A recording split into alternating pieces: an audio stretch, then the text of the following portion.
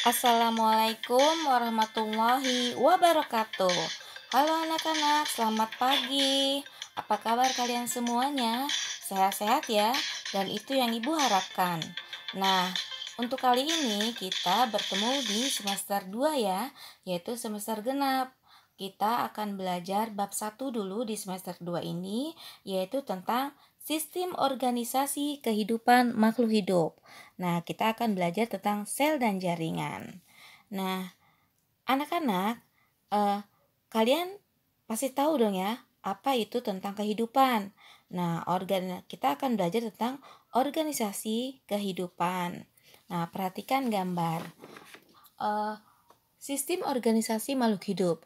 Jika diperhatikan dalam makhluk hidup, terdapat bagian yang sangat kecil, yaitu sel. Nah, coba perhatikan tubuh kalian. Apakah mempunyai unit-unit penyusun?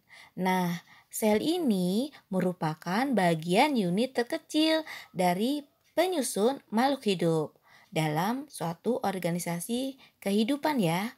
Nah, sel-sel yang sama struktur dan fungsinya bergabung membentuk jaringan. Nah, dari beberapa jenis jaringan membentuk struktur yang disebut organ. Nah, dari beberapa organ yang saling berkaitan membentuk suatu sistem organ. Dan dari beberapa sistem organ itu menyusun terbentuknya organisme atau makhluk hidup. Dengan demikian, urutan-urutan unit-unit ini akan membentuk suatu tingkatan atau hierarki struktur. Nah, hierarki struktur ini yang dinamakan suatu hierarki biologi, yaitu yang membentuk organisasi kehidupan. Nah, perhatikan gambar di situ ya. Jadi sel, jaringan, organ, sistem organ, makhluk hidup atau organisme. Nah, sekarang kita akan bahas tentang sel ya. Jadi, apa itu sel dan apa itu jaringan? Kita bahas satu-satu ya. Nah, menurut teori ilmuwan tentang sel, kita minggu lalu sudah belajar ya tentang siapa penemu sel. Nah, salah satunya adalah Robert Hooke. Nah, itu mengamati suatu sayatan gabus, di mana pada gabus itu tampak ruangan kecil berderet. Nah, ruangan itulah yang disebut sel. Nah, kemudian ilmuwan kedua, Selden dan Sawan, menyatakan bahwa semua organisme tersusun atas sel. Nah, jadi sel adalah unit terkecil penyusun suatu makhluk hidup. Berdasarkan ada tidaknya membran inti, sel ada dua macam ya, yaitu satu, sel prokaryotik, yaitu sel yang tidak memiliki membran inti. Nah, itu ada pada bakteri dan alga biru. Yang kedua, sel yang memiliki membran inti terdapat pada protozoa, fungi, hewan, dan tumbuhan. Nah, kemudian kita akan belajar sel ya. Tadi sel apa ya? Iya, sel adalah unit terkecil penyusun suatu makhluk hidup. Nah, lalu sel itu ada pada hewan dan tumbuhan. Tentunya ada perbedaannya ya. Perhatikan gambar di sini. Nah, ini adalah yang sebelah kiri sel hewan, sebelah kanan adalah sel tumbuhan. Apa perbedaannya? Nah, perbedaannya adalah sel tumbuhan mempunyai dinding sel dan kloroplasma, sedangkan sel hewan tidak mempunyai dinding sel. Nah, atau kebalikannya, sel tumbuhan tidak mempunyai lisosom, tetapi sel hewan mempunyai lisosom. Nah, apa saja perbedaannya dan persamaannya kita lihat ya. Nah, perbedaan di sini itu tentunya kalian yang udah tadi dibahas ya, yaitu pada hewan tidak ada kloroplas, tidak ada dinding sel. Tetapi pada tumbuhan ada. Nah, untuk tumbuhan tidak ada sentriol, juga tidak ada lisosom. Tetapi untuk nukleus, ribosom, retikulum endoplasma halus, kasar, badan Golgi, mitokondria, itu semua ada.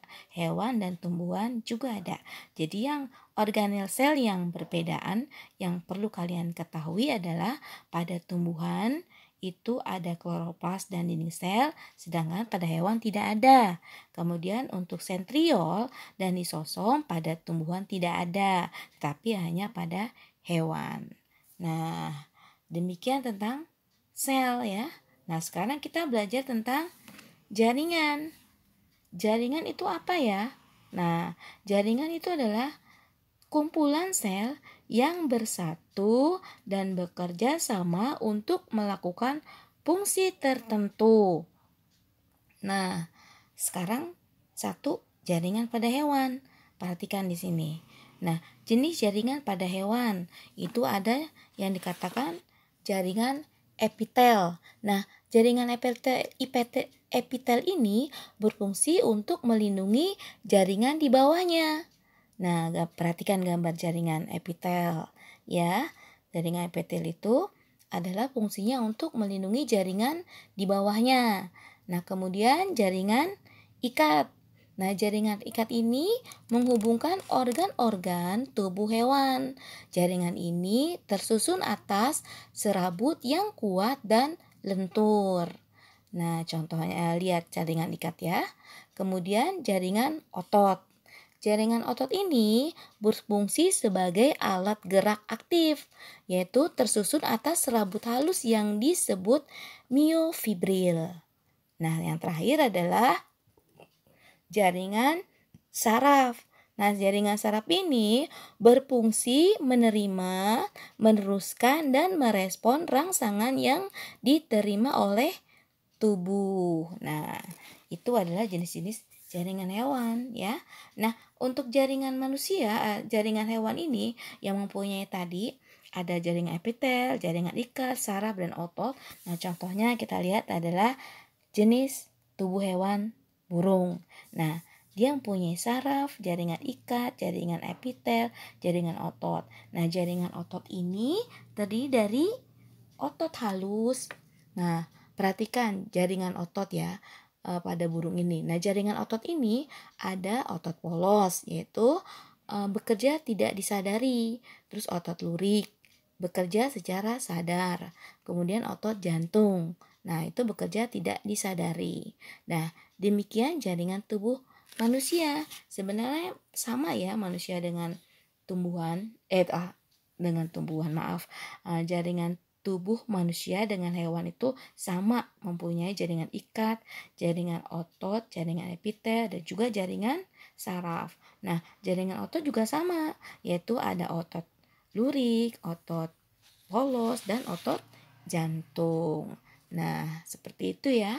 Jadi, intinya jaringan hewan dan tubuh manusia itu sama, mempunyai jaringan otot, epitel, ikat, dan saraf. Nah, jaringan otot ada 3, otot polos, otot jantung, dan otot lurik. Nah, sekarang kita belajar jaringan pada tumbuhan. Perhatikan di sini jaringan pada tumbuhan. Nah, jaringan pada tumbuhan itu satu jaringan dermal. Nah, di mana mempunyai komponen jaringan epidermis, yaitu jaringan yang terletak paling luar sebagai pelindung jaringan bagian dalam. Nah, yang kedua jaringan dasar mempunyai apa? Dia sebagai fotosintesis, cadangan makanan, regenerasi, penguat, dan perlindungan. Nah, di mana mempunyai komponen jaringan yang disebut jaringan parenkim, yaitu sel parenkim yang mengandung klorofil. Pada jaringan dasar ini ada yang disebut sebagai jaringan kolektim dan jaringan sklerenkim. Disebut sebagai jaringan penyokong ya. Kolektim dan sklerenkim itu disebut sebagai jaringan penyokong, yaitu jaringan yang menguatkan bagian tubuh tumbuhan, di mana kolektim berfungsi untuk menguatkan bagian tubuh yang lunak, sedangkan pada sklerenkim terjadi penebalan di seluruh bagian sel tumbuhan. Perhatikan gambar di situ. Nah, itu ada jaringan dermal, jaringan luar, jaringan dasar, terus jaringan vaskular atau jaringan vaskular itu jaringan apa ya?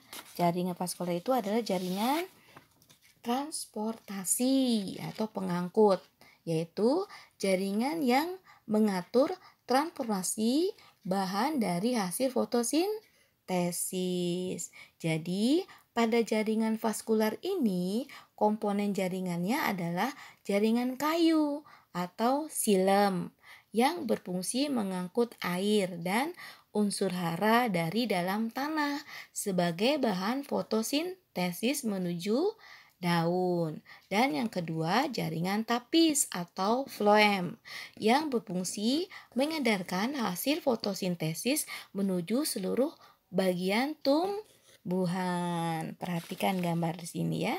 Nah, ini adalah jaringan pada tumbuhan. Nah, jaringan pada tumbuhan di sini perhatikan ada jaringan dasar, ada jaringan dermal ya. Nah, jaringan dermal itu jaringan yang paling luar, pelindung ya. Kemudian jaringan dasar. Jaringan dasar itu tadi meliputi apa? Jaringan dasar itu ada yang dikatakan dengan parenkim, korenkim, dan sklerenkim. Kemudian jaringan vaskuler. Jaringan vaskuler ini ada jaringan kayu yang dikatakan silem, kemudian jaringan tapis atau floem. Nah, tadi fungsinya apa ya? Jaringan silem, jaringan kayu, yaitu mengangkut air dan unsur hara dari dalam tanah sebagai bahan fotosintesis menuju daun. Nah, kalau yang floem, jaringan tapis fungsinya apa ya? Yaitu berfungsi mengedarkan hasil fotosintesis menuju seluruh bagian tumbuhan. Ya, pintar. Nah, untuk kali ini belajarnya mengenai sel dan jaringan saja ya. Nah, kalian harus ingat sel jaringan sel yang ada pada tumbuhan dan sel yang ada pada hewan, dan jaringan yang ada pada hewan dan juga pada tumbuhan. Kalian harus ingat itu. Tadi jaringan hewan ada berapa? Jaringan pada hewan ada jaringan epitel, jaringan ikat, otot, dan saraf. Sedangkan kalau pada tumbuhan ada jaringan dermal, jaringan dasar, dan vaskular. Kalian harus ingat ya, itu satu-satu fungsinya. Nah, untuk lebih paham lagi, kalian kerjakan ini evaluasi, yaitu kalian yang ditunjuk nomor-nomor ini kalian isi. Nomor 1 apa, nomor 2 apa gitu ya. Nah, untuk nomor 2 juga sama, jaringan itu. Jaringan pada tumbuhan, kalian harus tahu tadi ada jaringan dermal, jaringan dasar, dan jaringan vaskular. Nah, di sini kalian latihan ya. Semoga kalian bisa mengerjakannya. Untuk lebih tahu lagi, kalian bisa putar kembali video ini. Nah, demikian anak-anak. Semoga ilmunya bermanfaat ya. Semoga kalian paham dengan semua ini. Ibu ucapkan terima kasih untuk segala perhatiannya. Semoga ilmunya bermanfaat. Terima kasih. Wassalamualaikum warahmatullahi wabarakatuh.